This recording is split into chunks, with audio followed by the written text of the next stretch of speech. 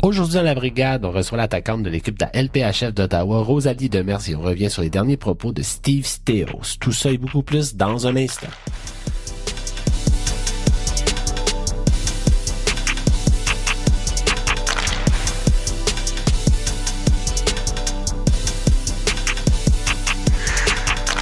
Salut tout le monde, bienvenue dans la brigade, je m'appelle Jean-Philippe Fort, en compagnie de Jean-Philippe Fortin et de Pascal Villeneuve. Messieurs, comment allez-vous? Ça va. Moi, ça va. Va falloir que je mette beaucoup d'énergie pour compenser pour votre état physique actuel.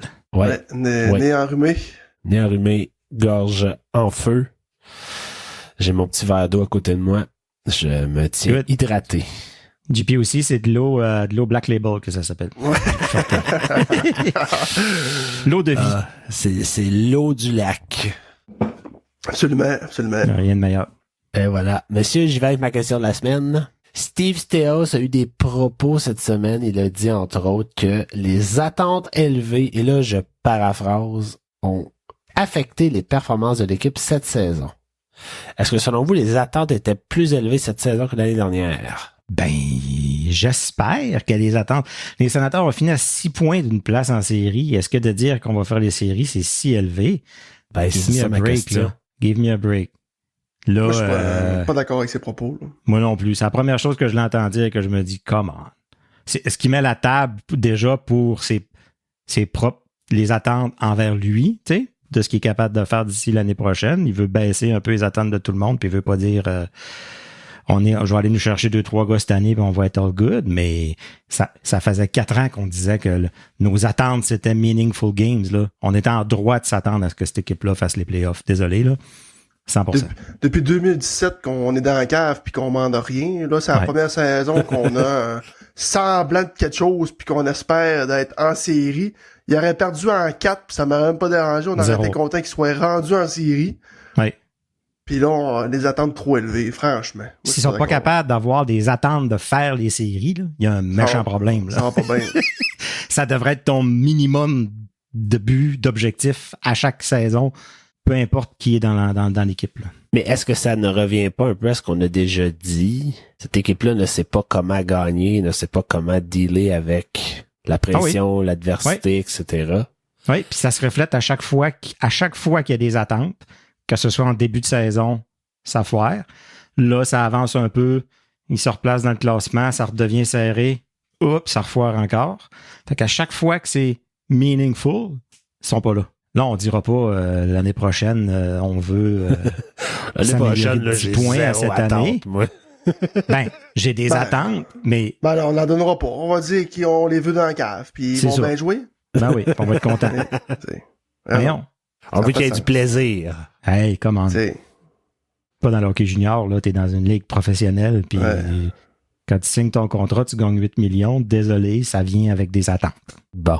Surtout que tes partisans mangent la peau. Ah oui. Ils sont là. Le monde est là encore. Là. Depuis 2017 qu'on mange nos bas puis on ferme notre bouche. Oui. Là, avant ou après avoir mangé bas? on commence à chier de la laine. Vous savez ce qui est bon avec des bas? Des hauts. Une bière du 5e bar. Oh! Okay. Quelle transition! On vous rappelle donc que le 5e baron à Elmer vous invite à assister à un match des Sénateurs à la brasserie. Suivez-nous sur les médias sociaux pour voir l'horaire des matchs qui seront diffusés. Vous pouvez aussi suivre le 5e baron directement sur Instagram et sur Facebook. D'ailleurs, vous rappelle également que le blog Silver 7 vous propose du contenu en français offert en collaboration avec la brigade. Cette semaine, Stu nous parle de quoi? Cette semaine, Stu revient sur notre discussion avec notre ami LP Brûlé de la semaine dernière. Vous êtes passionné de hockey comme nous? Lancez votre blog, votre podcast ou votre compte de réseaux sociaux pour partager cette passion. Et pour assurer une présence en ligne, pensez à Planet Hoster, notre partenaire d'hébergement web. Avec des services en français, il simplifie la création de votre site, de votre boîte courriel et bien plus. Obtenez votre propre domaine et démarrez votre projet avec Planet Hoster. Allez marquer votre but en ligne avec la compagnie qui soutient notre brigade et les projets des fans francophones. Rendez-vous sur planethoster.com. Je suis Fortin. Qu'est-ce qu'il y a dans le warm-up cette semaine? Warm-up. Donc, les Sénateurs, après avoir remporté 3 victoires d'affilée, en subissent 3 défaites d'alignées. contre 7-2 contre les Hurricanes, 6-2 contre les Bruins, et ce soir, le 21 mars, 5-2 contre les Blues de Saint-Louis à domicile, accordant 18 buts à l'adversaire dans les 3 derniers matchs. Ils jouent pour 500. Ça, je me demande, c'est-tu bon ou c'est pas bon, ça? Ça fait beaucoup de buts accordés. OK. C'était soirée de la fierté ce soir, le 21 mars contre les Blues. Il y a eu des t-shirts d'installés sur les sièges de l'Arena. Thomas Chabot a effectué un retour au jeu et une bonne nouvelle pour notre capitaine Brady Tkachuk qui sera papa en septembre. Au niveau de la LPHF, date limite des transactions, donc il y a eu des mouvements de personnel du côté de l'équipe d'Ottawa. Amanda Beaulieu a été échangée à Montréal contre Teresa Vasinova. J'avais assez hâte de dire son nom. Ben, tu l'avais eu. Oui, hein, avec l'accent tchèque, là, je l'ai bien dit. Après ça, un peu plus difficile pour ces noms-là, par exemple, pour les prochaines. Alexis Adjia. C'est correct, les boys? Continue. OK. Et Catherine Lornigan à Boston contre Sheehan Darkangelo, qui s'en vient du côté d'Ottawa. Et Rosalie nous a fait part de ces filles-là et qu'est-ce qu'ils peuvent apporter à l'équipe d'Ottawa. Ça va être c'est très intéressant à l'écouter plus tard. Au niveau de gel des formations, donc l'équipe d'Ottawa a accordé un contrat de réserviste pour notre brigadière, Audriane Veillette. Oui. Et l'équipe d'Ottawa qui a remporté une grosse victoire de 3-0 contre l'équipe de New York, qui a permis de concéder sa 4e place, donnant accès aux séries éliminatoires. Fait que là, je sais pas si c'est public pour vous deux, mais là, on va avoir 3 bébés assez rapprochés dans l'environnement de la brigade et des sénateurs. Ah ouais, deuxième bébé, hein? Deuxième bébé prévu pour l'été prochain. Alors... OK. Fait que là, ben c'est correct, nous autres, on va pouvoir tous célébrer ça avant Brady. Et voilà. Mais... Moi, Brady va être avant moi, maintenant. Oui, parce que toi aussi, c'est plus loin, par exemple. Oui, ça. Moi, c'est la fin octobre, début novembre. Ah, OK. Bébé okay. Fortin. Bébé Fortin. Aussi, un autre bébé dont on n'a pas parlé, c'est la gardienne d'Ottawa, Emma Smashmeyer et sa conjointe Geneviève Lacasse qui ont annoncé ça récemment. Avez-vous vu d'ailleurs la vidéo? Du gender reveal? Du gender reveal? Je pense que c'était après une pratique. On avait Brianne Jenner avec un chandail bleu, Emily Clark avec un chandail rose. Et là, c'était une course entre les deux joueuses sur la patinoire avec des rondelles, des cônes, puis tout le tralala. Et bien sûr, c'était tout planifié d'avance. Puis là, les deux se tiraient les chandails, les deux se jetaient à terre pour savoir laquelle des deux allait finalement gagner. Et là, Brianne Jenner a fini par gagner la course et on a donc su que ça allait être un garçon. Alors, au grand plaisir des deux prochaines mamans. Cool. Fait que officiellement, le baby boom est commencé.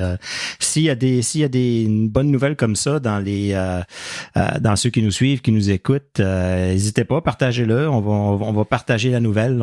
C'est le baby boom de la brigade officiellement. Et voilà. La saison. Ouais. On va faire des petits fans des sénateurs, là. Exact. On les prend jeunes. Fait que là, les boys, quand les sénateurs marquent 4 buts, il y a de la pizza à moitié prix.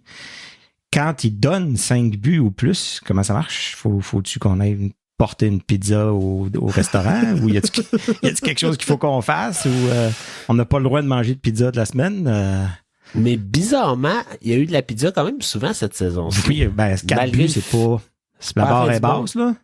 Non, mais mon point, c'est qu'on a réussi à faire 4 buts assez souvent, mais on les a pas toutes gagnés. Non. C'est pas un gage de problème. C'est pas un gage de réussite, non, effectivement. Non, des games gagnés 1-0, 2-1, c'est pas arrivé souvent cette saison. Puis des défaites qu'on disait, comment tu marques 5 buts puis tu perds la game pareil, tu sais. Le nombre de statistiques là, bizarres là, puis qui font mal, là, c'était un des sujets de ma chronique au 104.7, là, c'est impressionnant. Là. Le nombre de fois que les sénateurs sont rendus à 18, je pense qu'ils ont donné un but sur le premier ou le deuxième tir alloué. Hey, ça fait mal, ça. Là. Ça fait mal. Ça fait mal au goaler. Tu sais, JP, quand tu goals, non, mais tu veux avoir 4-5 tirs, des périphéries qui te mettent dans le game, qui te mettent dans le mood, tu veux toucher de la puck. Quand quand ton premier tir, je sais, moi, Philippe, il me le disait, il dit, quand mon premier tir, c'est un but, je suis fait pour la game. Ça mindfuck un goaler, là, tout de suite. Puis ça veut dire que l'équipe, en plus, tu sais, laisse le goaler tout seul. Encore à soir, c'est le 5e tir. Ouais, c'est ça. Fait que ça place l'équipe, c'est ça, du hockey de rattrapage tout de suite en partant. Non, c'est ça. Le fameux hockey de rattrapage. Ouais. On a hâte que la saison finisse. C'est ça qu'on a dit. Ben c'est ça, on veut voir quoi d'ici la fin de la saison, comme là. Ben, tu sais, juste une question à vous poser par rapport à ça. Là. Ce soir, le 21 mars, contre les Blues, je pense que c'est Angus Crookshank qui a été laissé de côté. Pourquoi pas le mettre dans le line-up? Tasse un gars comme Kubalik. Rendu là, Kubalik, on n'a plus rien à voir de ce gars-là. Il va partir d'une manière ou d'une autre. Donne des minutes à un gars comme Angus Crookshank. Ben, tu sais, là, j'ai été content de voir qu'il a mis Parker Kelly à 2 avec Studio puis Giroux. Oui. Je pense que Parker, il joue bien puis il se donne corps et âme à chaque game puis je pense que Jacques Martin l'a remarqué pour lui donner des minutes de jeu. Mais, tu sais, Crookshank, je pense qu'il aurait mérité au moins qu'il soit dans le line-up, là. Ben, s'ils sont dans l'environnement, puis s'ils sont disponibles, je suis d'accord avec toi, puis je te rejoins.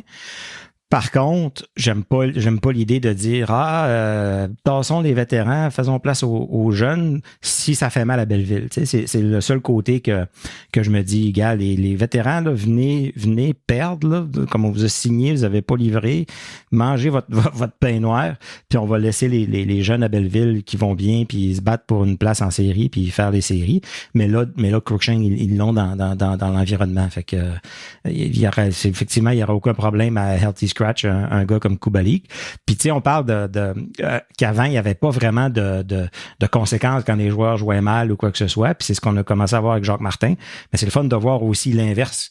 De récompenser ceux qui jouent bien, ceux qui performent bien. Puis Parker Kelly, entre les périodes, il a été interviewé, puis tu sais, il demandait comment tu trouves ça, jouer avec ces gars-là, tu sais, puis il dit, écoute, c'est un rêve, là, je joue avec des gars talentueux comme ça, mais il connaît très bien son rôle, il dit, moi, je vais continuer de travailler fort, faire la même chose, aller chercher la rondelle, puis je vais les laisser s'occuper du reste. il sait qu'il est pas là pour être un fabricant de jeu, là. Côté PWHL, date limite des transactions, c'était quand même assez farfelu cette journée-là parce que c'était la première date limite des transactions de l'histoire. Oui. Il s'est absolument rien passé jusqu'à après l'heure limite. Oui, ben tu sais, pis dans la Ligue nationale, chez les hommes, la date limite des transactions est intéressante parce que c'est clair, tu as des équipes acheteuses puis vendeuses. Puis tu es capable de les pointer. Il y en a à quelque part entre les deux que tu sais pas qu'est-ce qu'ils vont faire. Fait que c'est dans ce temps-là que tu as un marché. Tu as des offreurs, tu as des acheteurs. Tandis que là, dans PWHL, toutes les équipes sont en position d'une place en série. Fait que personne n'a vraiment de gros morceaux. Il n'y a pas d'équipe en reconstruction. Il n'y a pas d'équipe en... Fait que j'ai l'impression que tout le monde se dit, l'équipe qu'on a là, à moins de peut-être un changement, c'est l'équipe qu'on va avoir jusqu'à la fin de l'année. Fait que peut-être dans les années à venir, quand il va se créer peut-être des écarts entre les équipes, ça va être plus intéressant, mais c'est clair que c'est pas la même le même type là, d'excitation, je dirais. Parce qu'on n'a pas vraiment de choix de repêchage à échanger non plus. Non plus, c'est ça. Ouais. Fait que ça devient vraiment des transactions hockey, qui peut être intéressant. Puis ce qui est probablement ce qu'on veut voir au bout du compte, là. Échanger un de tes bons joueurs contre des choix repêchage, c'est correct, c'est le fun, puis tu penses au long terme, mais ça t'apporte rien dans l'immédiat. Puis je pense que Ottawa a fait, même si on le sait, Lexi Adia était devenu une vedette à Ottawa. Oui. Les gens capotaient sur cette joueuse-là et avec raison. Sur le coup, je pense que ça en a shaké plusieurs, mais ils sont allés chercher Darkangelo à Boston. Ça, c'est pour ceux qui ne le savent pas, Darkangelo, c'était la capitaine des Six de Toronto l'année passée. Équipe qui a gagné la Coupe de la Ligue. Elle a joué avec des joueurs comme Daryl Watts à Toronto, d'ailleurs, ils ont gagné ensemble. Fait que tous les matchs où on se parle souvent, puis on va en parler avec Rosalie tantôt, où on voyait l'équipe perdre par un but, perdre en prolongation, c'est ce petit côté stabilité-là que Mike Hirschfield a dit qu'il voulait aller chercher avec ça. Okay. Il voulait une joueuse qui pouvait... qui avait du vécu, qui avait eu des runs en play-off, qui avait gagné des choses dans sa vie, puis qui savait comment, en fin de troisième période, comment jouer pour que sais, on laisse pas de Protéger chance, on l'avance. ferme le Ouais. jeu, puis Ouais. that's all. Ouais. Est-ce qu'il aurait probablement voulu donner quelqu'un d'autre pour l'avoir? Peut-être. Mais dans une saison initiale comme cette saison-ci, où il n'y a pas une équipe qui va vouloir tanker, là. Non. Même si ça se fait pas, là. Ça se fait plus, c'est ça, pour eux autres, Ça se fait surtout plus, pour mais eux autres. il y a aucune. Si t'es dans la course, tu donnes jusqu'à la fin. Puis Rosalie, Ouais. vous allez l'entendre tantôt, nous l'a dit, sont en mode playoff depuis match numéro 1, là. 100%. Fait que moi, avec le recul, je pense que je suis quand même satisfait. Puis du côté d'Amanda Beaulier, on a déjà des bonnes défenseuses. Montréal cherchait de la profondeur en défense. On était à chercher une joueuse d'attaque qui est capable de marquer. Je pense qu'elle a déjà quelque chose comme 11-12 points cette saison-ci. Et on a une joueuse tchèque que Carla McLeod connaît très bien. Parce que c'est sa joueuse sur la place, sur la plateforme internationale. Ouais. Bien de voir comment ça va se passer, puis bien de voir si on va finalement avoir du hockey de playoff à Ottawa. Mais pas l'année prochaine, parce que l'année prochaine, on sait pas. On faut pas le dire. Faut pas le dire. Parle pas. Dis pas. Non. Parle pas. Non, faut pas dire le mot en P. Je parle même pas des sénateurs. Moi. OK.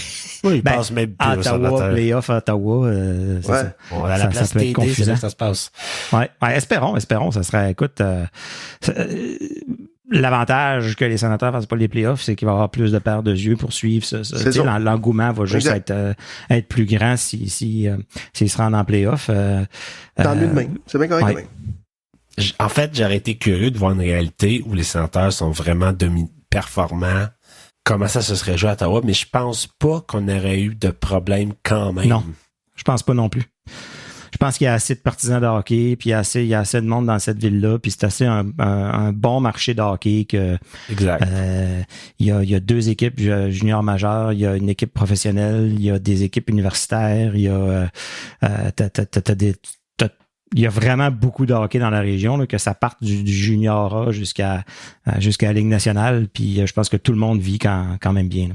Et dernière chose, avant qu'on passe à notre discussion avec Rosalie, je sais pas si c'est l'effet Sylvain Saint-Laurent, mais il commence à avoir des articles en français qui sortent des comptes de médias sociaux puis du site web de l'équipe d'Ottawa. Ah.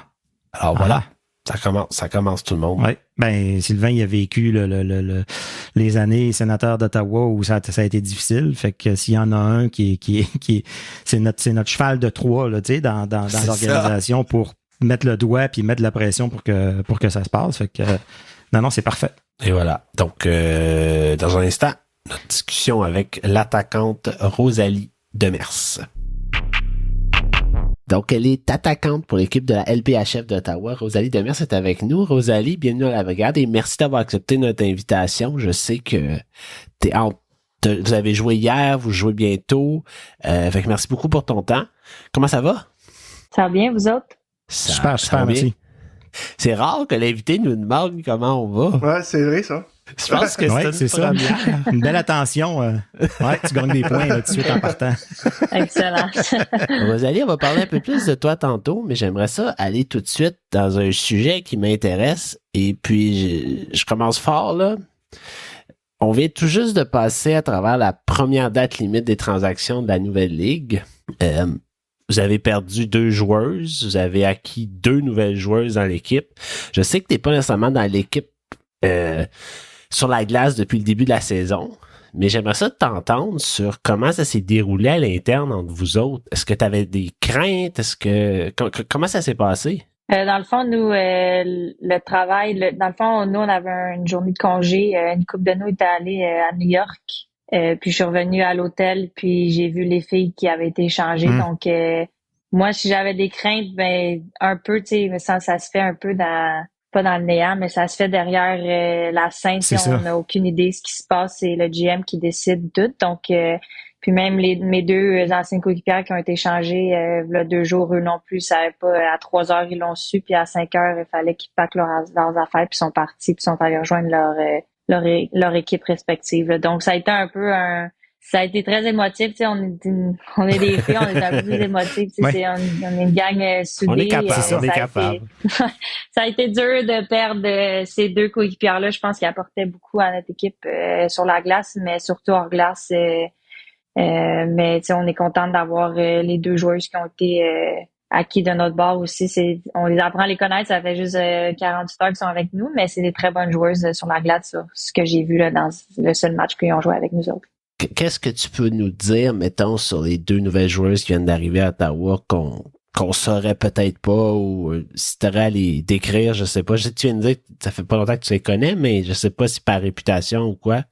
Je pense un peu, si je commence avec elle qui vient de la République tchèque, Teresa Vanesova, je pense que c'est une des meilleures patineuses de la ligue. Ça se voit dès qu'elle embarque sur la glace. C'est une fille qui contrôle très bien le jeu, qui fait paraître ses coéquipières très bien sur la glace. C'est même le match hier, elle a fait paraître très bien ses coéquipières, même s'il n'y avait aucune chimie c'est ça. avec ses coéquipières. Elle n'a même pas fait partie du morning skate, même pas une pratique, elle est juste arrivée puis elle a joué. Puis Shai D'Arcangelo, c'est une fille plus que responsable défensivement, qui gagne des face-offs, puis qui a beaucoup d'expérience aussi côté professionnel avant. Donc, elle apporte beaucoup d'expérience dans notre chambre, c'est sûr. Puis je regarde un peu Teresa, elle arrive avec 31 minutes de pénalité, qui est presque le double de la joueuse la plus punie de votre équipe. Donc, une fille de caractère, j'imagine. Je pense que c'est une fille qui joue physique, tu sais, qui a pas peur d'aller dans les coins. Des fois, quand t'es zéro craintive, il y a des punitions qui arrivent, mais je pense qu'il n'y a pas de mauvaise intention. C'est une fille qui veut gagner des batailles, puis des fois, les punitions arrivent par la suite. Oui. Parce que ça saute aux yeux, là. C'est Gabby Hughes, la deuxième avec 16, fait que c'est pratiquement le double. Merci de nous avoir partagé ça. Aujourd'hui, sur Instagram, l'équipe d'Ottawa partageait des photos de certaines joueuses quand elles étaient petites. Et sur une de ces photos-là, il y a toi qui porte un genre de casque de tortue, ou je sais pas trop. Ouais, la grenouille, je sais pas pourquoi. Fait que j'en profite. C'est vrai? C'est ça. Je sais pas, j'avais je sais pas si on le voit sur la photo, mais quand on jouait sur la patinoire extérieure avec mes frères, j'avais un casque de grenouille, mais je pense que c'était plus un cache-cou avec une grenouille en haut, puis il me donnait une lumière pour pas que je me fasse jouer dans le noir. Ah, ok. C'est la seule vraiment photo que j'ai de moi qui joue avec mes frères dehors. Sinon, j'ai des photos novices à tombe, mais j'ai pas vraiment d'autres photos là, avec quand je commence à patiner. Ah, c'est cool ça. Ouais. Fait que je profite de ça pour te demander, le hockey, quand tu étais petite, comment ça se passait chez vous, dans ta famille? C'est quoi pour toi que ça représente? Si je commence avec mon père a joué longtemps. C'est un grand fan de hockey. T'sais. Il aime se regarder le hockey à chaque fois qu'il est devant la TV, c'est du hockey qu'il regarde. Puis mes 2 frères ont joué longtemps aussi au hockey, puis après ils ont décidé de se concentrer sur les études, mais un peu une famille de hockey, c'est cliché, mais je pense que ça m'a vraiment aidé à avoir 2 grands frères avec moi. T'sais, ils m'ont poussé, c'était pas facile avec moi quand on jouait sur la passion extérieure ou juste au hockey dans la rue. J'étais souvent la goaleuse. Si je voulais jouer, il fallait que je sois goaleuse. Parce que t'étais la plus jeune. J'ai un peu développé c'est ça. J'ai développé un peu un caractère. Ça endurcit le caractère, oui, c'est sûr. Ouais, mais je leur remercie maintenant là, d'avoir tout fait ça. Puis là, maintenant, elles sont dans leur vie professionnelle, mais elles sont des grands supporters. Là. Puis quand t'as commencé à jouer au hockey, t'as commencé, j'imagine, avec les garçons. Y avait-tu déjà des ligues de filles d'organiser un peu ou non, dans le fond, moi, j'ai voulu commencer MAG, mais mes parents m'ont inscrit à tous les sports. Je fais de la gymnastique. Pour essayer de trouver d'autres choses. Je pleurais à chaque cours de gymnastique. J'avais été inscrite avec ma cousine, puis je braillais toute la raide d'auto là-bas. Puis j'ai essayé le soccer, j'aimais ça. Tu sais, je courais. C'est le fun, c'est quand t'es petit. Puis après, mes parents ont vu que j'étais intéressée au hockey. Tu sais, quand j'allais regarder mes frères jouer, j'étais assise dans les estrades, puis je regardais attentivement. Tu sais, je courais pas avec les autres enfants dans l'aréna, puis je demandais toujours à mes parents de jouer. Puis à novice, j'ai commencé avec jouer, puis c'était les gars j'ai joué avec les gars jusqu'à Pee-Wee. OK. Quand c'est rendu contact, j'ai fait le camp Bantam 2A. Ouais, dans ce temps-là, c'était Bantam 2A, je pense. Puis c'était une décision en plus, ma mère était un peu craintive, tu sais, il y avait des gars un peu que j'avais pris leur place côté Pee-Wee qui voulaient un peu se revenger dans les camps d'entraînement. Fait que mes parents ils m'ont dit, garde, va jouer avec les filles, tu vas avoir d'autres expériences. Puis je suis contente d'avoir fait le saut. Tu sais, c'est sûr que j'aurais aimé ça jouer plus longtemps avec les gars, mais ça m'a ouvert beaucoup d'opportunités après quand j'ai rejoint les filles. Quand tu repenses à la petite fille que tu étais, est-ce que tu réalises qu'aujourd'hui, tu es une joueuse professionnelle? Professionnelle, c'est ça. Est-ce que ça l'a kické in? Non, Non, c'est ça, j'avais la conversation avec ma mère hier. Ma mère m'a texté, tu sais, elle disait, des fois, tu devrais prendre le temps de réaliser qu'est-ce qui t'arrive, mais je pense que T'es pour dedans, moi, là. c'est le sport que Ouais. j'aime. Tu sais, t'es avec un groupe de filles, c'est des sœurs, c'est la même game que je joue depuis que je suis novice, donc c'est pas, dans ma tête, il y a rien de différent, c'est plus quand on voit, mettons, nos interactions avec les fans, surtout les petites filles, les petits gars, c'est là que je réalise un peu plus, mais quand je suis chez moi, je pense que c'est la même game que je joue depuis longtemps. Là. Donc, non, pour répondre à votre question, je réalise pas vraiment ce qui m'arrive. Puis ça, Rosalie, là, tu parlais des fans. Est-ce que vous voyez tout ça arriver, là, toutes les arénas pleines, la ligue qui fait parler d'elle, les fans les jeunes enfants, les adultes qui courent après vous. Est-ce que vous aviez imaginé ce tel scénario-là pour la première année ou ben c'est vraiment hors de l'ordinaire? Là? Pour être bien honnête avec vous, non. C'est triste à dire, mais on s'en attendait pas la popularité de la ligue. Je pense qu'on a tous été surprises au match d'ouverture à Ottawa. J'étais pas habillée, mais je faisais partie de la cérémonie d'ouverture. Puis pour vrai, j'en ai eu des frissons. Le monde criait. Surtout quand notre capitaine Brian Jenner s'est fait introduire, je pense que c'est là que j'ai réalisé, wow, c'est vraiment genre, c'est là pour y rester. Puis tu sais, il y a des places, des fois, tu sais, on est à New York hier, il n'y a pas grand fan, mais je pense qu'ils sont juste dans une mauvaise place. Je pense qu'ils sont pas bien situés. Nous, on est chanceux, tu sais, à Ottawa, à part les Sens puis les Red Black, il n'y a pas grand-chose à faire. Fait que le monde, tu sais, le monde, ils viennent voir, ils disent, ah, c'est cool, tu sais, fait qu'ils reviennent voir. Donc, ben, je pense pour vrai, nous, puis Montréal, on est de loin à avoir les meilleurs fans, de loin. Tu sais, la place TD, c'est merveilleux, là. Je suis allé il y a quelques temps vous voir, puis tu te stationnes pas loin, tu marches la rue Bank, tu traverses le pont, t'es arrivé, c'est le fun. Ouais. C'est tellement facile, c'est tellement agréable. Fait que tant mieux. Tout ce qu'il y a autour. Non, ils ont construit une belle place. Non, ça. Mais je pense qu'ils veulent, j'ai entendu qu'ils veulent, ben avant que notre ligue commence, ils voulaient déplacer les 67s. Oui, il avait été question d'une nouvelle aréna, mais dans le même coin, par exemple. Encore sur Park Lansdowne. Mais je t'avoue que je sais pas. C'est Jonathan Jobin qui nous en avait parlé l'année passée. Oui, c'est vrai. C'est vrai. Ouais, je sais pas si nous, on resterait là, par exemple. Je pense que c'est une bonne amphithéâtre pour nous autres. Ben, reste à voir. La question, je pense que les gens se posent, c'est oui, cette année, il y a quand même un certain hype de la première année. En fait, ils veulent voir l'année prochaine. Mais en même temps, je pense qu'il y a beaucoup de gens qui s'attendaient à ce qu'au milieu de la saison, les chiffres commencent à descendre. Mais les chiffres ne descendent pas. C'est toujours plein. Ouais. Votre prochain match contre Toronto en ce moment est à guichet fermé ou presque. Puis je dis presque parce qu'il reste juste des sièges individuels ici et là. Fait, tu sais, c'est complètement fou, aussi. là. Sandbell qui va être plein craqué aussi. C'est ça. Ouais. Puis on attend encore que les sénateurs fassent quelque chose. On a hâte qu'ils annoncent quelque chose. C'est ça. Il semble que ça serait le fun. On est rendu là, je pense. Là. La balle est dans leur camp, là, assez. Là. Rosalie, on en revient sur un peu ce que tu disais par rapport à ta jeunesse. Là. Moi, je voulais savoir, est-ce que en tant que joueuse féminine, est-ce que tu as un modèle pour ton niveau hockey incomparable à une joueuse féminine ou ben tu t'inspires d'un joueur masculin dans la Ligue nationale?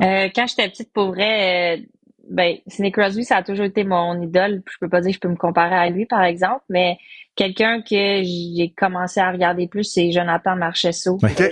J'adore son type de jeu. Je pense que c'est un joueur polyvalent qui fait tout, puis qui se présente dans les moments importants. Puis je pense que moi, en tant que joueuse de 4e ligne présentement, j'ai pas les minutes élevées, mais quand que je suis sur la glace, j'ai une job à faire, puis je pense que je me présente à chaque fois que je suis sur la glace.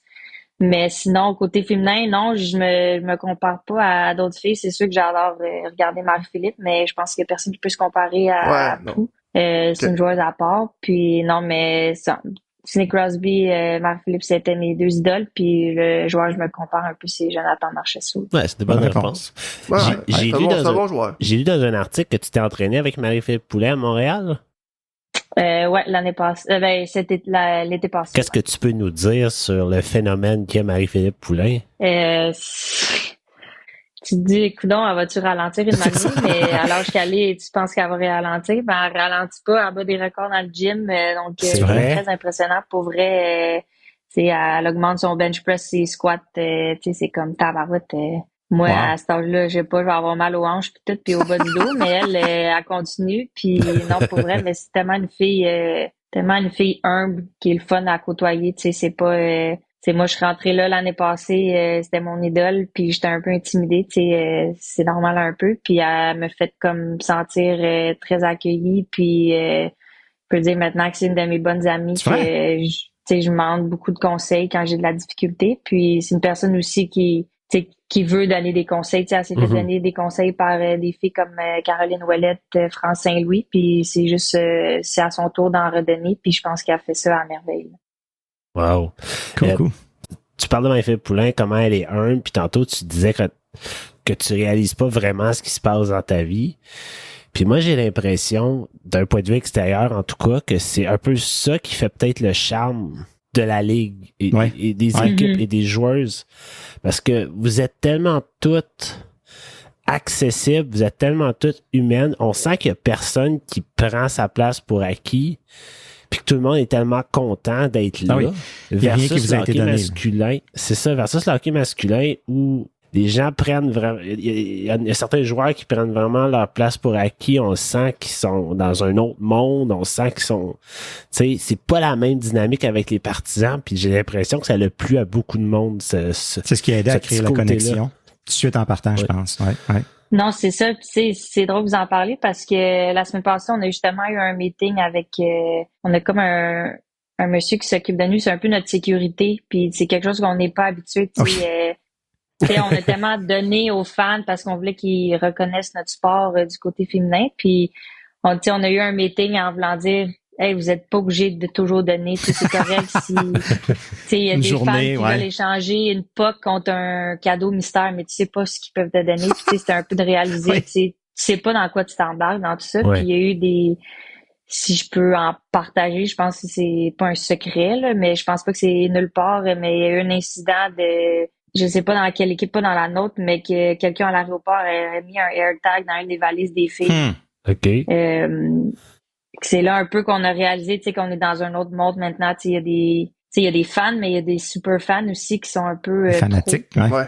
Mais tu sais, ça n'arrive pas dans le hockey masculin, tu sais, parce que tu sais, admettons, nous après chaque game, il y a 4-5 joueuses qui vont signer des autographes pendant 15 minutes. Les gars, ça, il y a pas, il en signe 2, 3, puis ça. On dirait qu'on est on a plus une grosse connexion avec nos fans, puis des fois, ça laisse comment je pourrais dire, ça augmente peut-être le risque un peu, ça vous expose oui, ça a le super bon côté, mais en même temps, il y a une réalité derrière ça qu'il faut garder, puis c'est bon d'avoir quelqu'un justement qui vous sensibilise à ça. Tu sais, ça veut pas dire de plus le faire ou de quoi, mais ça veut dire de toujours avoir peut-être en arrière de la tête en se disant OK, faut faire attention un peu. C'est triste parce que cette personne-là qui a mis le AirTag va peut-être bien faire un jour que l'accessibilité envers vous ne soit plus aussi simple que ça, parce que c'est souvent comme ça que ça arrive. Il y a des personnes qui non, c'est ça. Tu sais, 99% des fans sont tellement fins, tu sais, ils reconnaissent notre effort, notre talent, puis tout, mais t'as toujours le 1% que c'est comme ils dépassent les limites. Là. Fait que c'est plus nous de réaliser c'est quoi notre réalité maintenant, ce qu'on n'était pas habitué avant. Là. C'est comme nous autres, ça, les gars, je sais, là, depuis qu'on va on va au centre d'achat, on va n'importe où, là, les gens nous lâchent pas. C'est tannant. On sait ce que tu vis très bien. C'est toi, Pascal, de la brigade. Ah ouais, c'est ça. Ouais, c'est ça, c'est moi. Là. On va parler de ton parcours, si ça te dérange pas. T'as joué pour l'université. Là, Colgate? Ouais, la porte à dents. Je voulais pas tout le monde fait la joke avec la porte. C'est ça. On te l'a laissé, C'est excellent, ça. Après que t'as gradué en psychologie, et là, j'ai lu dans un article spécialisé dans le cerveau. C'est quoi ça veut dire, ça? Dans le fond, nous, notre programme de psychologie, c'est pas la même chose que le programme de psychologie ici, admettons, à l'Université de Montréal. Nous, c'est plus concentré sur le cerveau, donc tout ce qui est neurones. C'est plus la neuroscience, nous, que, tu sais, admettons, la psychologie t'aide à quelqu'un qui passe par des problèmes. Nous, c'est pas ça. C'est plus le cerveau, comment le cerveau est relié à tout le corps humain, puis l'environnement, puis tout. Donc, non, pour vrai, j'ai vraiment aimé ça. Puis, il y a pas une classe que j'avais pas hâte d'y aller. Donc, ça a fait un peu mon cheminement universitaire plus fun puis plus facile aussi. Wow! Ben, c'est impressionnant. Par la suite, j'ai vu que tu avais joué pour la PWHPA l'année passée. Ça, c'est toujours un concept, je t'avoue, qui a été un peu nébuleux pour moi. C'était pas vraiment une ligue comme telle. C'était plus, vous jouiez des matchs ici et là pour un peu mettre l'avant le talent féminin. Comment s'est allée cette expérience-là? Moi, dans le fond, quand je suis sortie de l'université, je savais pas ce qui se passait. Il y avait 2 ligues, je savais pas laquelle joindre. Je savais pas si un jour on allait avoir une ligue professionnelle. Donc, pour vrai, j'ai comme un peu, après que j'ai gradué de l'université, pour vrai, ça a été un moment dur dans ma carrière. J'ai comme fait, est-ce que j'ai ma place? Qu'est-ce que je fais? C'est la réalité avant, là. De toutes les filles qui terminaient l'universitaire. J'étais comme, est-ce que je retourne à l'école? Ouais. Est-ce que je me trouve un emploi? Donc, ça a été un moment difficile. J'en ai parlé souvent avec mes parents, puis ils m'ont guidé un peu. Puis j'avais un ami que j'étais à l'université, Jesse Aldridge, qui joue dans New York maintenant. OK. C'était ma senior quand j'étais une freshman, puis elle me juste disait viens jouer avec nous, tu sais, on a Marie-Philippe Poulin, on a Laura Stacy, on a Anne-Renée Desbiens, tu sais, on a Gio Sony, viens pratiquer avec nous, puis tu vas voir, tu sais, c'était le groupe de filles, puis j'étais allée, puis les filles étaient tellement accueillantes avec moi, c'est sûr, tu sais, on n'avait pas une équipe au complet, tu sais, j'ai joué dans Team Harvey's, je jouais dans la même équipe que Jess puis Pou. Puis Anne, mais tu sais, je pratiquais avec Laura Stacy qui jouait dans une autre équipe. Donc, c'était un concept différent que la PHF. Ouais. Mais je pense que je suis contente, tu sais, j'ai pu plus me focusser sur l'entraînement hors glace vu qu'on jouait moins de matchs. Donc, j'ai pu me développer physiquement puis en apprendre beaucoup de ces joueuses-là. Donc, tout le monde a des chemins différents. Il n'y avait pas une ligue meilleure que l'autre, meilleur choix que l'autre. Mais je pense que je suis contente de ma décision d'avoir rejoint ce groupe de filles-là. Puis dans ce temps-là, quand tu es comme entre deux comme ça, puis tu sais pas où tu t'en vas, t'as-tu quand même un certain entraîneur physique ou un coach à qui tu peux parler? T'as-tu quand même un certain entourage ou tu es vraiment laissé à toi-même? Tu sais, quand je suis sortie de l'université, j'avais pas d'agent, tu sais, c'était pas un affaire qui existait. Il y avait pas de ligue, il y avait pas de salaire, fait que ça donnait rien d'avoir des agents. Tu sais, il y avait les Olympiennes qui avaient des agents juste pour, mettons, des gros commanditaires, mais fait que quand je suis sortie de l'université, j'étais dans le néant un peu, je savais pas qu'est-ce qui se passait, puis j'ai juste appelé les filles, j'ai reçu des offres de la PHF, mais je pense que j'ai fait un pour ou contre, tu sais, ça me tentait, ça faisait 7 ans que j'étais partie de la maison, ça faisait 7 ans que j'habitais plus à la maison, donc de revenir à la maison avec mes parents, c'était le fun, tu sais, ils me préparaient à bouffe, je faisais mon lavage, donc c'était le fun de revenir à la maison, mais non, je suis vraiment contente de mon choix d'avoir rejoint la PWHPA. Ça fait beaucoup de lettres, là. Ouais, c'est ça. On dit la PWHPA. Ça, ce qu'il y avait quand même une certaine rémunération. Oui, mais pas beaucoup. C'était genre significatif plus que d'autres choses. Là. Ouais, c'était pour dire on reconnaît votre travail, mais. Fait que ça te prend un side. Moi, j'avais un autre emploi en même temps. C'est ça ton side. Ouais, j'avais un autre petit emploi. C'est fou pareil. Par la suite, il y a eu le repêchage de la P2. En fait, quand la ligue a été quand on a appris l'existence de la nouvelle ligue, comment t'as réagi? Est-ce que tu l'as vu venir? C'est arrivé vite, là. Non, vraiment pas. Tu sais, nous, on avait des meetings, notre association de joueuses, qu'on allait avoir notre ligue, mais que la PHF allait quand même exister. Puis, du jour au lendemain, on a reçu un email comme quoi qu'il fallait aller sur Zoom à 8 heures le soir. Moi, j'étais dehors devant un feu, j'avais aucune idée de ce qui se passait. Puis, je me suis fait texter par des filles, t'es où? Il y a un meeting. Fait que là, j'étais arrivée dans le meeting, puis c'est là que Stan Kasten, je pense, s'appelle le directeur des Dodgers, lui nous a annoncé que les deux ligues se combinaient ensemble. Donc, la PHF puis nous l'ont appris en même temps. Mais tu sais, ça a fait les tours des réseaux sociaux comme quoi que nous, on était les mauvaises personnes. Mais tu sais, nous, on n'avait aucune idée en tant que joueuses. On a su en même temps que les filles de la PHF. Puis, au début, ça a été un choc pour la PHF parce qu'il y en a qui avaient signé des contrats qui venaient de perdre leur emploi. Mais ça a été un choc aussi pour nous. Tu sais, des fois, je pense que le monde oublie que ça a été un choc pour nous parce qu'il y a des filles qui jouaient dans la PW l'année passée qui ont pas eu de place cette année à jouer. Donc, ils ont perdu un peu leur sport. Donc, des fois, je pense que le monde oublie aussi que ça a affecté les deux ligues puis pas juste la PHF. Non, 100%. Je pense que je t'avoue que je connais pas assez les détails puis l'aspect plus politique ou business derrière tout ça. Il n'y avait pas de solution miracle ou qui était... Où tout le monde aurait été content. Ouais, c'est ça. Quand quelque part, Mais c'est ça. Je pense qu'il y a quelque chose qui a été fait. Je pense qu'à date, ça va bien. C'est sûr qu'il y a tout n'est pas tout n'est pas tout blanc ou noir parce que un peu plus tôt cette année, on a reçu, puis c'est coéquipière maintenant, j'imagine, Audrey-Anne Veillette. Ouais. Puis elle, ce qu'elle nous disait, c'était, elle avait signé un contrat avec la Force de Montréal, puis là, tout d'un coup, la Force n'existait plus. Fait que, tu sais, comme tu dis, il y a les deux réalités des deux ligues, puis j'ai l'impression qu'il y a des gens qui étaient peut-être attachés aux anciennes équipes d'une ligue ou d'une autre, qui ont pris ça un peu de travers, ou je sais pas, mais ultimement, l'essentiel, c'est que maintenant, j'ose croire que vous allez avoir des conditions qui vous permettent de vivre du compte, ça, c'est ça. Ouais. Mais c'est ça. Puis maintenant, on regarde en arrière, puis je pense que tout le monde est content que les deux ligues soient mis ensemble. Tu sais, les meilleurs joueurs sur la glace, c'est ça que les partisans veulent. C'est ça que les joueuses veulent si on veut jouer contre les meilleurs. Puis, tu sais, même, c'est plate ce qui est arrivé, mais je pense que si tu demandes aux filles, ils ne reviendraient pas en arrière, là, je pense. D'un bord ou de l'autre. Ouais. As-tu senti une rivalité entre les joueuses d'une ligue versus de l'autre au début de la ligue, dans les camps d'entraînement ou quoi que ce soit? Non, honnêtement, je pensais qu'il allait en avoir, mais non, tu sais, quand la nouvelle est arrivée, je pense qu'on avait une groupe de filles à Montréal qui étaient pour une ligue puis une pour l'autre. Puis la première pratique, pour vrai, on pensait tout qu'il allait avoir un petit froid, mais tu sais, on se disait pourquoi il y aurait un froid, c'est pas nous qui avons décidé, c'est pas nous.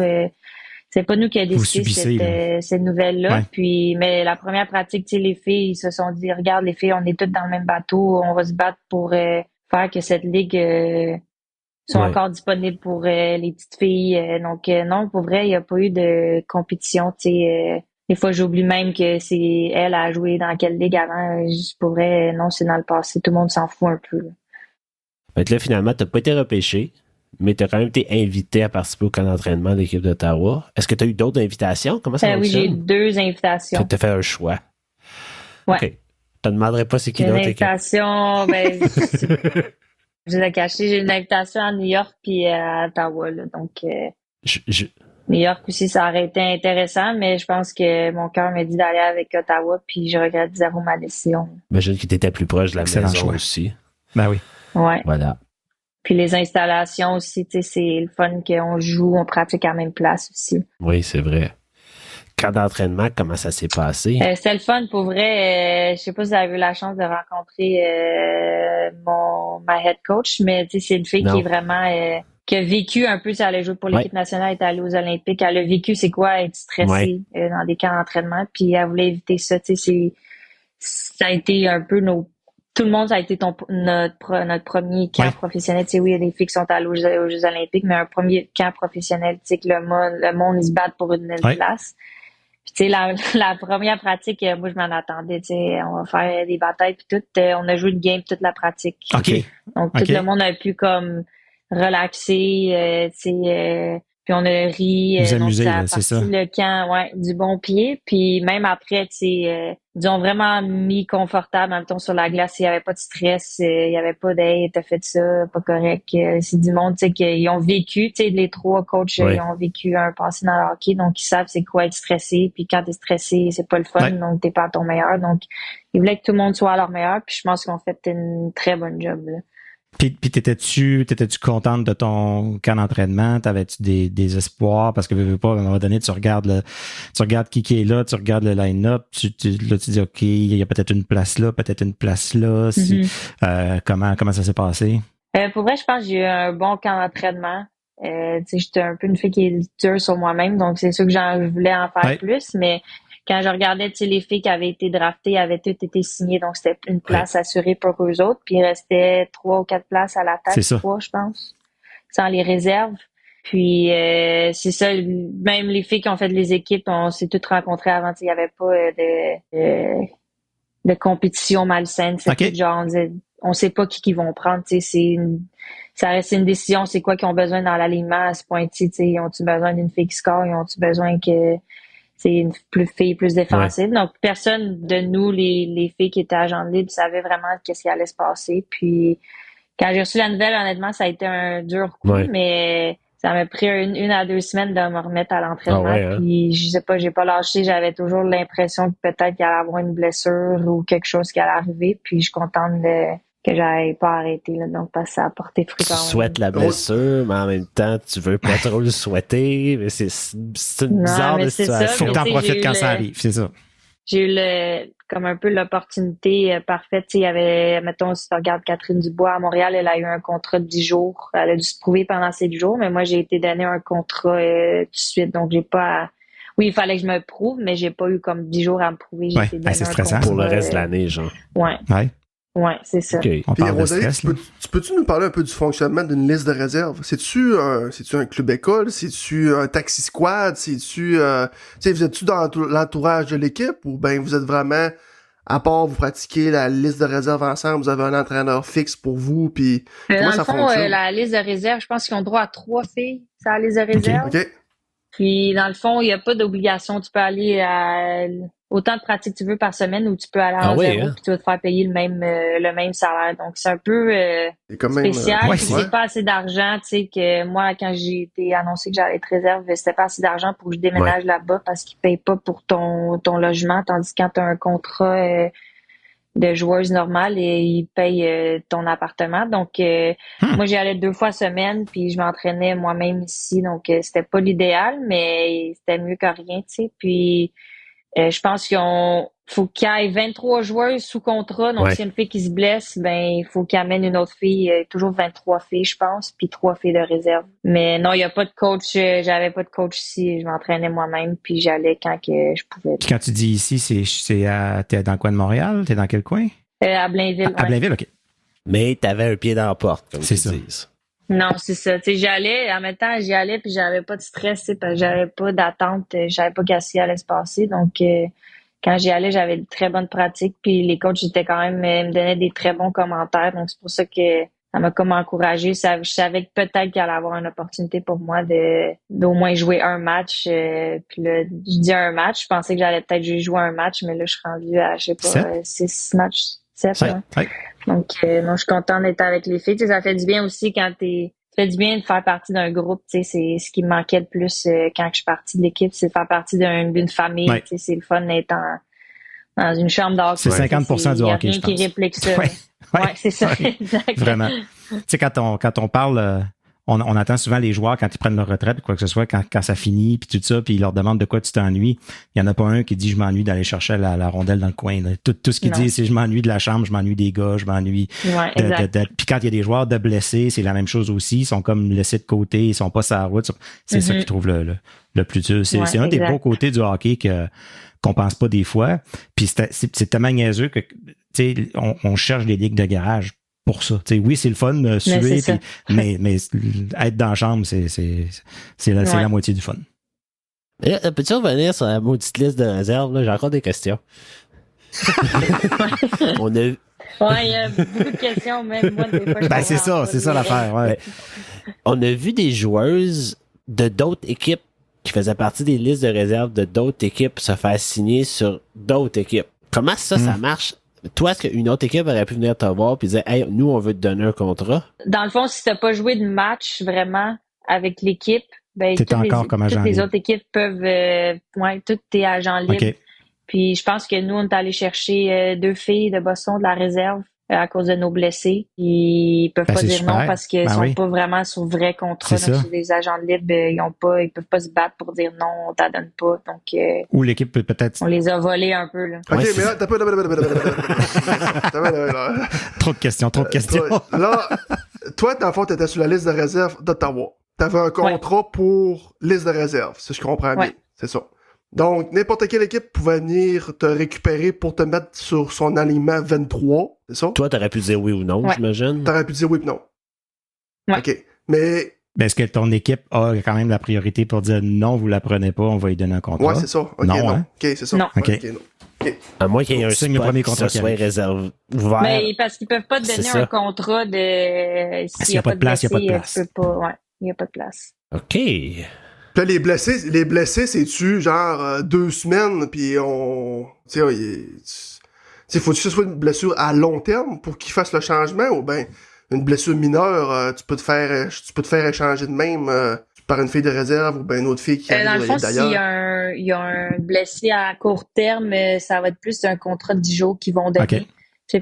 Présentement, on a, je sais pas, ça n'a pas sorti dans les nouvelles, donc je vais pas Je ne vais pas en dire plus. Vous allez sûrement en apprendre plus tard, mais on a 3 filles sur la liste des blessés à long terme qui sont finis pour la saison. C'est des blessures graves OK.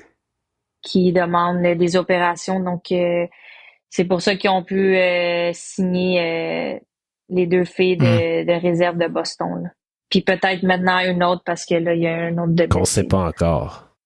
Parce qu'on sait que Fanny, peut-être que je l'ai dit pas au micro, mais Fanny Gasparic qui soit blessée, puis Christine Della... Là, j'ai l'impression qu'il fallait que je sorte mon accent italien pour le dire comme du monde, là. Non, Della Rovere. Robert, ouais, les deux, ouais. Christine Della elle a eu son opération là, 1 semaine et demie, 2 semaines, puis Fanny, c'est bientôt, là, donc c'est des gros morceaux qu'on perd, mais c'est une blessure, ça arrive vite, c'est très malchanceux de leur C'est ça, puis c'est la réalité du sport, veut. Absolument, 100%. Ouais. Et là. OK, ben merci d'avoir répondu à nos questions là-dessus. Ton premier contrat, quand tu as signé ton contrat, tu peux nous en parler? Comment ça s'est fait? Où t'étais? Comment t'as réagi? Dans le fond, moi, j'étais en vacances en République dominicaine. J'étais partie pendant assis à un feu semaines, ou... Non, mais les filles avaient le break, la rivalité Canada-US, puis il y avait les autres Tchèques qui, eux, ils ont genre leur tournoi Europe ou je sais pas trop quoi. Puis les filles avaient 1 semaine de repos, donc moi, je disais, je vais en prendre 2, tu sais, je peux aller à n'importe quelle pratique. Donc, je suis partie 2 semaines en République, puis 2 jours après que je suis revenue, j'ai reçu un texte de Mike, notre GM, et il me disait, est-ce que je peux t'appeler dans 10 minutes? Fait que tu tombes tout énervé. On fêtait... Non, c'est ça, on fêtait le 88e de ma grand-mère, donc j'étais un peu... je me demandais ce qui se passait, puis il me dit, j'aimerais ça que tu viennes avec nous, demain on part pour Boston, un road trip, on s'en va à Boston, puis après on s'en va au Minnesota. Fait que là, il dit, je vais te rappeler dans 10 minutes juste pour confirmer le tout. Fait que là, j'attendais avec mon téléphone impatiemment. Puis là, c'est là qu'il m'a dit, on te signe, c'est pas un contrat de jour, on te signe un contrat standard. Donc, on t'attend demain à Ottawa. Notre vol est à 10 heures. Donc, je suis partie très tôt le matin. J'ai pacté, pas mal sûr que j'avais encore un maillot de bain dans mon un peu de sable, puis des coquillages. Ouais, un peu de sable, puis des gougounes. Mais non, j'étais contente de rejoindre les filles. J'ai rejoint à l'aéroport. Puis j'ai pas joué les 2 premiers matchs. Dans le fond, on jouait 2 matchs à Boston puis un au Minnesota. Donc j'ai pas joué les 2 matchs à Boston, mais ils m'ont fait jouer. Non, on était à Montréal, c'est pas Minnesota, excuse. Boston, Montréal. Puis j'ai joué mon premier match à Montréal. Ouais. Oh, ça devait quand même être spécial, ça. Est-ce que contre ton idole. Ouais, c'est ça, c'était un bon addon. Rosalie, quand tu dis qu'un contrat standard, là, vous êtes toutes les joueuses à avoir ce contrat-là qui est identique, ou ben il y a juste le salaire qui change, j'imagine? Ou ben... Non, ouais, juste le salaire qui change. OK, mais il n'y a pas les nombres d'années, là. Tu sais, mettons, vous n'êtes pas signé 3-4 ans comme les joueurs de 1 à 3 ans. 1 à 3 ans, OK. Mais il y a un nombre maximum, Dans le fond, je pense qu'il y a droit à 6, ou 5, 6 filles qui ont des contrats de 3 ans. OK. Donc, c'est les 3 filles, admettons, nous, de notre côté, qui ont été protégées avant le draft. Donc, Mashmeyer, Jenner, puis Clark. OK. Qui ont été protégées. Ils ont tous des contrats de 3 ans. Puis, honnêtement, je sais même pas c'est qui a les 3 autres contrats de 3 ans. Là. Puis, sinon, c'est des 2 ou 1 an. Mais on est pas mal tous sur les contrats d'1 an, à part les 3 ans. Ouais. Mais là, à ce moment-là, t'as pas d'agent. Fait que c'est directement avec le GM de l'équipe que tu négocies, puis que tu signes, puis que tu fais tout, là. Ouais, ben, tu sais, quand il y a eu la nouvelle de la Ligue, on dirait que c'était tellement genre, trouvez-vous un agent, c'est important pour négocier votre salaire puis tout. Fait que j'ai comme été un peu pris de court, là. Je savais pas quoi faire, tu sais, je voulais pas m'en trouver un qui connaît pas ça. Donc mon père il connaissait l'agent il a construit la maison le père à Xavier Ouellet. OK. Qui est maintenant pour le club école des Pingouins, je pense. Puis lui, son agent, c'est Dominique Debois, je sais pas si vous le connaissez. Oui, on l'a reçu ici même. C'est ça, donc donc j'ai donné un coup de fil, j'ai parlé, tu sais, lui c'était nouveau, il savait pas c'était quoi, et il comprenait pas, donc il a fait des appels des GM, tu sais, puis c'était tout nouveau, tu sais, les agents ils appelaient les GM, hey, prenez ma fille, je te dis j'ai la meilleure.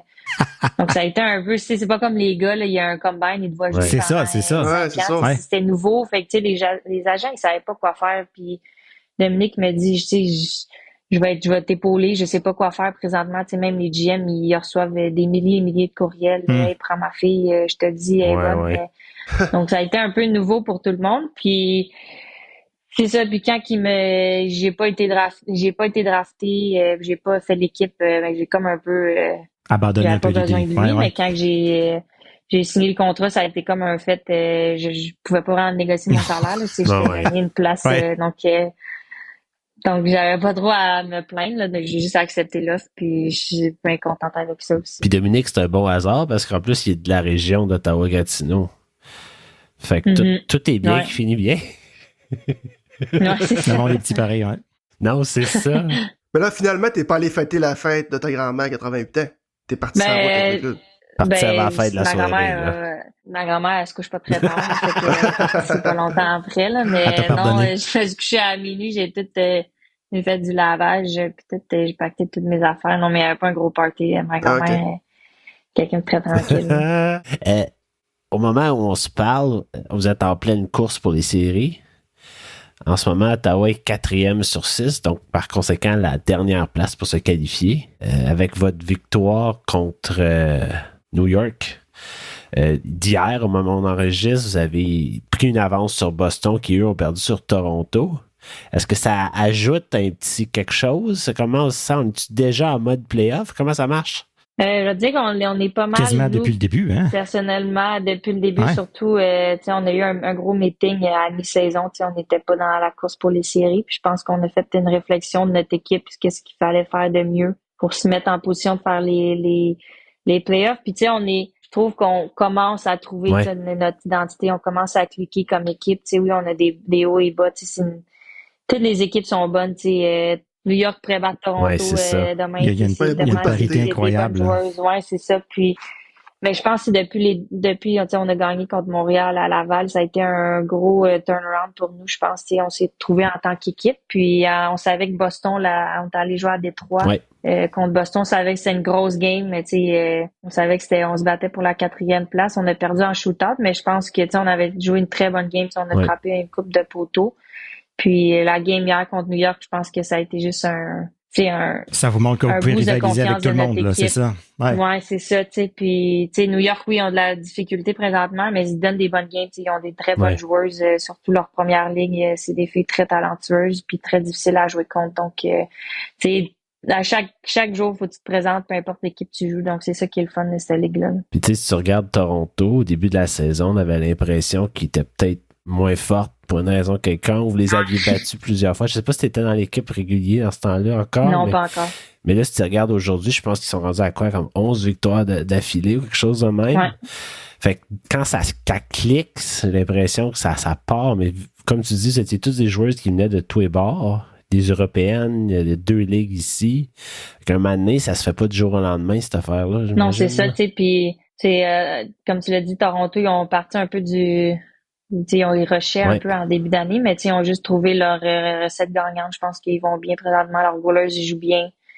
Puis des fois, tu te dis peut-être qu'ils ont cliqué trop d'avance puis ils vont se planter de manière. Donc, je pense que c'est toujours ça qu'on souhaite, les équipes de Toronto. On clique, c'est ça, on clique en fin de saison, c'est peut-être une bonne affaire pour nous, mais non, on joue contre eux en mercredi. Non, samedi. On est quel jour? Samedi, je pense. Donc, on espère briser leur streak de 11 games. Je vous souhaite. Yes. Puis une affaire d'autre qui nous faisait capoter au début de l'année, c'est qu'on avait toujours l'impression qu'Ottawa perdait par le poil des fesses à chaque fois. Ouais. C'était soit en prolongation, c'était soit un moment donné, je pense, c'était à 30 secondes de la fin de la troisième. T'es comme, voyons donc, ils sont tellement proches. Ouais. Ouais, c'était des points qui nous ont fait mal. Si tu regardes, je pense qu'on a 6 défaites en shootout ou en overtime. Donc, c'est 6 points de plus quand tu y penses, ou 12 points. Ouais.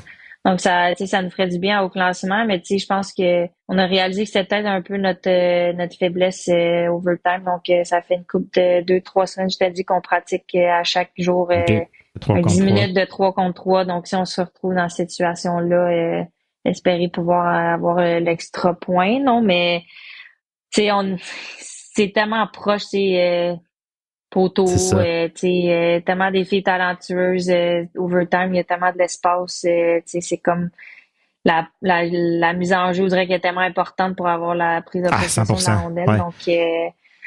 Non, même quand je suis sur le banc en overtime, pour vrai, j'en suis en tabarouette quand je suis sur le banc. Là, donc, Parce que je pense pas que le 3 contre 3, c'est très présent dans la structure de hockey féminin, international, puis tout ça. Là, fait que c'est un peu nouveau pour tout le monde. Là. ouais, je pense que côté international, je pense que c'est du 5 contre 5 qu'ils font. C'est ça, puis jusqu'à... Puis mes 2 dernières années d'université, on a joué du 3 contre 3 overtime. OK. Mais c'était nouveau, là, OK. donc c'est pas très commun. C'est ça. Puis comme tu dis, c'est une façon tellement différente. La possession de la rondelle, garder possession, revenir dans ta zone, toutes des choses que normalement tu fais pas. Tu fais tout pour garder la rondelle dans ta zone. Là, c'est complètement une autre façon de penser la game. Mm-hmm. Les 3 points, y pensez-vous beaucoup? Est-ce que c'est un enjeu? Ouais. Y a-t-il des stratégies du genre, à soir, on est contre Boston, exemple, ça nous prend les 3 points, mettons. Est-ce que ça fait partie des discussions ou pas vraiment? Ben, c'est sûr que on veut toujours gagner en temps réglementaire, mais tu sais, on se dit, on s'est rendu à 6 matchs qu'on s'est rendu en overtime ou shootout, donc, je sais pas, non, il y a pas de, Il y a pas de stratégie autour de ça, là, c'est ça. C'est de se présenter puis jouer, puis tu sais, il y a tellement serré les games que ça a pas arrivé d'un bord comme de l'autre. Donc non, il y a pas de... Ça va peut-être arriver plus à la fin de l'année quand une équipe va être à 1 point, puis là tu dis OK, c'est 2-2, mise en jeu dans la zone, il reste 30 secondes, on sort du goaler, tu sais. Ouais. C'est peut-être là qu'on va voir des choses comme ça où ça prend les 3 points, tu sais. Ouais. C'est ça, parce que l'enjeu des 3 points peut être grand quand même. Oui. Ouais. Non, mais c'est ça, tu sais, on aurait perdu contre New York hier, il serait à 1 point de nous autres présentement. C'est ça. T'sais. Tandis que là, En plus, c'est ça. vous prenez une plus grosse avance. Là. Eh là là. Puis pour toi, Rosalie, là, j'imagine qu'en ce moment, tu profites de ce qui se passe. Tu vis le moment, là. On sait qu'on a su... Puis ça, c'est une affaire bizarre. On dirait qu'on apprend des nouvelles affaires un peu à tous les semaines, là. Que tous les joueurs sur un contrat d'1 an deviennent agents libres à la fin de l'année. J'imagine que ça te concerne. Fait que là, à ce moment-là, si on recommence, on se prouve au camp d'entraînement, puis let's go. Y penses-tu à ça ou pas encore? Non, honnêtement, T'es pas là, honnêtement, là. non, j'y pense pas. Notre focus, c'est de faire les séries éliminatoires, mais c'est sûr qu'après, c'est agent libre. Donc, si je reçois une invitation d'Ottawa ou peu importe l'équipe, je vais être très contente. Puis ça va être un nouveau départ. Il faut que tu te reprouves. Puis c'est comme la même affaire dans les joueurs de la Ligue nationale. Il n'y a pas de poste garanti. Ouais. Oui, il y en a un peu, mais toujours que tu te prouves de ce que tu es capable de faire. L'important, c'est de trouver une place pour jouer au hockey. Non, c'est ça, exactement. En tout cas, merci beaucoup pour ton temps, honnêtement. Ben oui. Puis pour toutes les réponses que tu nous as données, puis l'honnêteté, c'était honnêtement, merci beaucoup. On a une petite tradition, puis c'est à propos qu'on appelle des tirs de barrage. JP Fortin va te lancer 3 questions qui peuvent être un peu n'importe quoi. Et toi, tu y réponds comme tu peux. C'est good? Je suis prête. Première, pourquoi le 81? Vous allez rire un peu, mais quand je suis arrivée à l'université à Colgate, je voulais le numéro 12. Ma capitaine avait le numéro 12. Donc, je disais, je vais faire switcher le 1 et le 2, je vais mettre 21. Mais je savais qu'une de mes coéquipières voulait le 21. Donc, on savait parler en tant que freshman qui arrivait. Puis là, déjà, 18, ça serait le fun. Je regarde sur le line-up, il y a une fille qui a le numéro 18. Je dis, bon, on va prendre 81. Il y a personne qui a 81, je pense. Donc, j'ai pris 81, puis je pense que pour vrai, j'aime ça. Puis après, j'ai commencé à regarder Jonathan Marchessault jouer. Donc, c'était un peu un add-on. Mais non, c'était pas mon premier choix, mais je pense que ça me fait bien. Jonathan et toi, il porte plus honneur que notre Kubalik national avec les sénateurs. Deuxième question, ton film de sport préféré? Genre, lui, là, que tu déroges pas, puis tu dis, lui, là, je l'écouterais 10 fois à l'année. Les Benchwarmers, je pense. Les Benchwarmers, ouais, bon choix. J'adore ce film-là, c'est tellement drôle. Je pense que j'ai regardé au moins 50 fois. Ou sinon, j'aime bien lui avec le singe, là, Jack le singe. Jack MVP. Ouais, il joue au hockey, lui, à mener aussi. Là. Il fait tous les sports. Ouais, mais j'aime mieux lui du snowboard, je sais pas. Ça a été mes films de jeunesse. Donc, c'est drôle, ça. Wow. Bon choix. Mais là, il faut que j'écoute Benchwarmer. D'abord, je l'ai pas vu encore. T'as jamais écouté ça, Pascal? Non. C'est con. C'est con. C'est correct. C'est parfait pour moi. C'est dans mes cordes. Et le dernière, je veux dire, dans tes temps libres, tu fais quoi? Dans mes temps libres, je fais quoi? J'aime ça, c'est mon divan. J'aime ça être sur mon divan, regarder TikTok. C'est vrai? Ah oui, c'est vrai. Ouais, c'est pas très simple pour moi, là, mais des fois, Des fois, ça prend ça. Ça fait 2 heures, là. Ouais. Des heures que je suis sur TikTok, donc je lâche. Mais sinon, je suis pas quelqu'un qui a d'autres, genre, il y en a qui aiment ça lire, qui aiment ça aller prendre des marches. Hockey, puis tu sais, j'aime ça regarder les autres sports aussi. Je regarde souvent le hockey, mais j'adore regarder le basket, le tennis l'été. J'aime ça. Puis le football aussi. Je pense que j'ai commencé à aimer le football quand j'étais à l'université, puis j'étais allée regarder mes amis jouer. Donc, ouais, c'est regarder du sport, mettons, en étant libre. Ah, ben, parfait. Cool. Rosalie, un gros merci. Merci beaucoup. On l'a dit tantôt, vous jouez samedi contre Toronto à la place TD. Vous êtes présentement dans une course aux séries, fait qu'on continue à vous suivre. Oui. Puis on te souhaite le meilleur pour le reste de la saison et pour le reste de ta carrière. Puis on te remercie énormément. Merci beaucoup. Merci à vous. De notre côté, on vous invite à consulter labrigadepodcast.ca pour ne rien manquer. Vous pouvez aussi vous abonner à La Brigade via votre application de podcast préférée, nous suivre sur Twitter, Instagram ou sur Facebook. Pascal, on peut bien sûr continuer à t'entendre à tous les mardis dans le local sportif en compagnie de Marc Legault et de ses collaborateurs sur les ondes du 104.7 Outaouais. Exactement. Et messieurs, en terminant, mot de la fin. Colgate. J'allais dire playoff. Ah là là. Aussi. Aussi. Mais Aussi. Ça serait pour les deux raisons, hein, que apparemment que c'est un mot qu'il faut pas prononcer, puis de l'autre côté avec les filles, on se croise les doigts puis on va espérer de les voir là. Et voilà, deux réalités. Oui. C'était donc La Brigade, le premier podcast qui traite des sénateurs et du hockey dans la région d'Ottawa-Gatineau en français. À la semaine prochaine.